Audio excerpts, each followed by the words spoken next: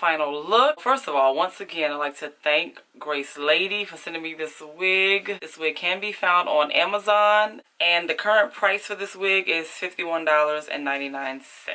So as I mentioned before, this was the very first time that I have styled a unit with a human hair unit without washing it, and that was like a kind of situation for me because I just like clean human hair when I put it on my head. I mean, that's just my preference. So this was like kind of a struggle for me. It was actually very easy to style this wig, I must say. All I really needed to do was find a part, kind of mold it with the mousse, the foam mousse, and kind of bend the ends here for this little swoop area.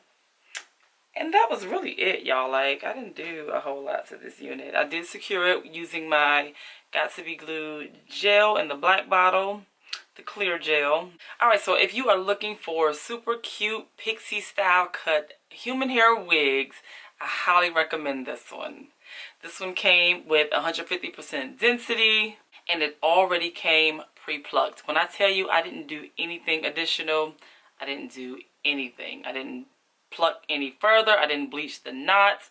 I didn't even spray the inside of the lace area. All I did was put some foundation powder in the parting space, kind of mold it to my head using my foam spray, bent the ends here, and we were done.